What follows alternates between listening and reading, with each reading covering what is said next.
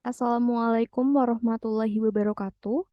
Kami dari kelas IS3 2019 akan mempresentasikan tugas ujian akhir semester mata kuliah Komputer Masyarakat dengan dosen Bapak Leonardi Paris Hasugian, Eskom, Mkom, Meng. Pada kesempatan kali ini, kami akan menjelaskan perancangan sistem informasi penjualan pada toko Sarbini. Nah, kemudian di sini ada anggota kelompoknya. Yang pertama ada Aulia Ambar Sucipta dengan NIM 105191083. Ada Muhammad Rizuf Fadilah dengan NIM 105191000. Dan saya sendiri Dita Yolanda dengan NIM 105191111. Akan ada beberapa hal yang akan kami bahas. Di sini yang pertama yaitu mengenai latar belakang. Untuk latar belakang akan dijelaskan oleh Aulia Ambar Sucipta.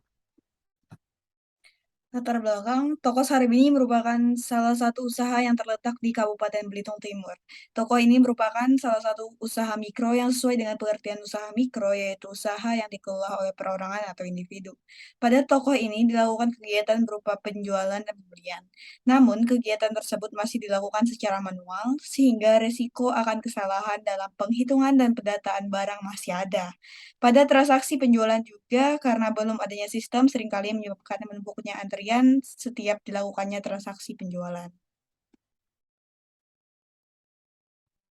Tujuan penelitian untuk merancang sistem informasi penjualan berbasis web yang dapat menjadi acuan dalam membangun sistem yang dapat mempermudah proses transaksi terhadap suatu proses pengolahan data penjualan agar menjadi efektif dan efisien di toko Sarbini. Selanjutnya, manfaat penelitian. Bagi peneliti, itu untuk menambah pengetahuan dan wawasan dalam merancang suatu sistem informasi penjualan yang berbasis web. Dan untuk objek penelitian sebagai sistem yang dapat digunakan untuk mempermudah proses pengelolaan data transaksi penjualan yang ada pada toko Sarbini. Dan untuk peneliti lainnya, diharapkan dari hasil penelitian ini menjadi manfaat atau referensi yang berguna bagi masyarakat luas, khususnya kalangan akademik yang ingin mengembangkan suatu sistem informasi penjualan yang berbasis web. Untuk lingkup penelitiannya, dalam sistem yang dibuat berfokus pada pengolahan data transaksi penjualan. Dalam sistem yang diusulkan terdapat proses penginputan data, barang, laporan penjualan, proses transaksi, seperti perhitungan barang yang dibeli secara terkomputerisasi. Waktu dan tempat penelitian.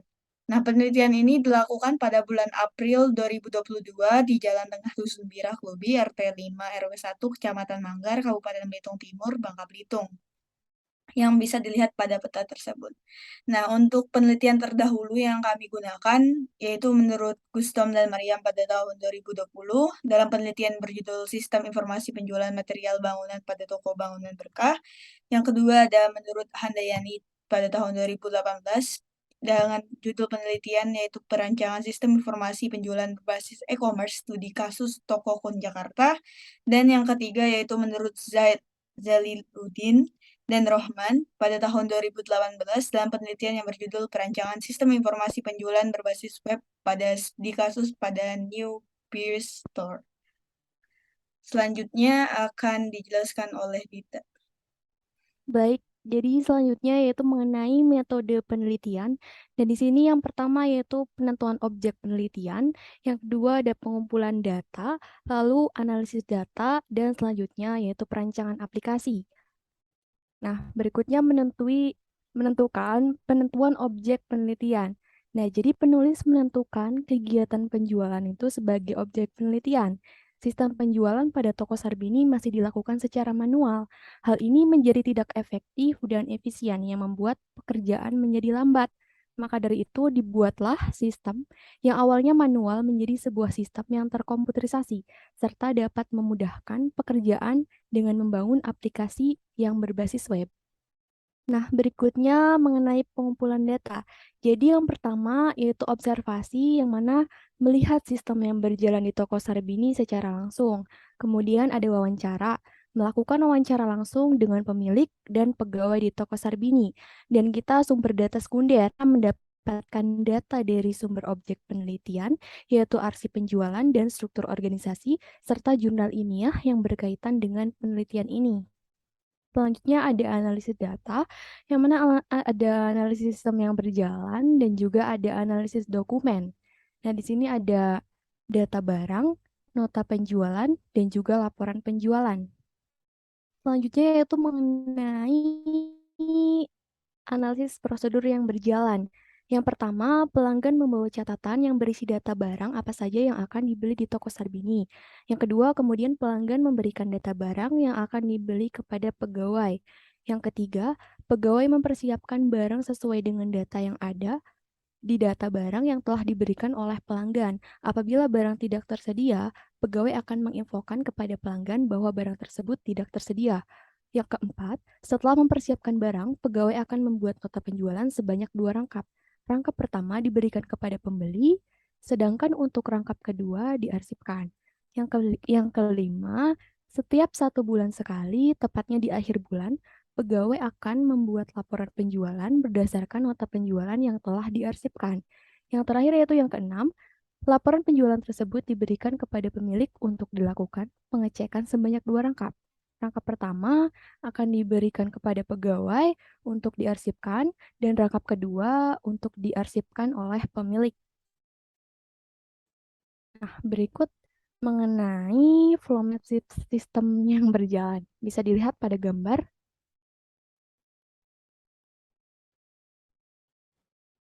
Nah, berikut ada diagram konteks sistem yang berjalan dan ada data flow diagram level 1 sistem yang berjalan. Bisa dilihat juga di gambar.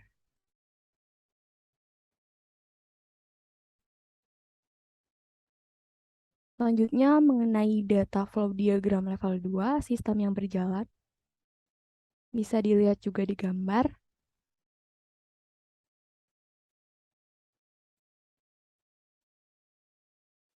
Berikutnya yaitu mengenai perancangan aplikasi yang akan dilanjutkan oleh Restu. Untuk perancangan aplikasi dimulai dari gambaran umum rancangan sistem yang diusulkan. Jadi pada sistem yang diusulkan itu semua proses yang awalnya berjalan secara manual akan dijalankan secara terkomputerisasi dan berbasis web. Lalu ada prosedur yang diusulkan, itu akan menambahkan aplikasi database ke dalam transaksi penjualan dan rancangan prosedur tersebut akan dijabarkan dalam bentuk roadmap, diagram konteks, DFD, dan kamus data. Next. Selanjutnya perancangan aplikasi digambarkan melalui flow map, diagram konteks, dan data flow diagram seperti gambar berikut. Dapat lihat dari gambar berikut. Next. Untuk DFD level 2-nya yang diusulkan adalah sebagai berikut.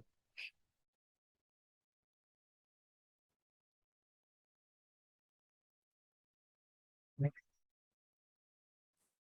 Selanjutnya adalah penggambaran entity relational diagram. Itu pada entitas pegawai memiliki one-to-many relationship dengan entitas penjualan, dan entitas penjualan memiliki many-to-many relationship kepada entitas barang. Lalu ada relation model juga, ada tabel pegawai, tabel transaksi, tabel detail, dan tabel barang. Next. Selanjutnya perancangan aplikasi, perancangan input dan output atau mockup. Ini adalah halaman login yang dapat inputan berupa username dan password untuk masuk ke halaman selanjutnya. Next.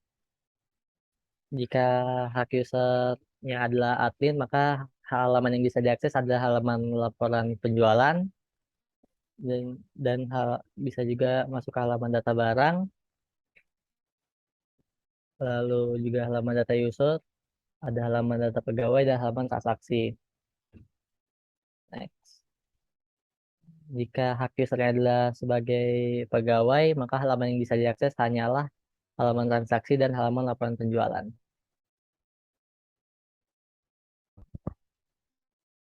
Baik, mungkin itu saja apa yang dapat kami sampaikan. Apabila ada kesalahan, baik yang disengaja ataupun tidak disengaja, mohon dimaafkan. Wassalamualaikum warahmatullahi wabarakatuh.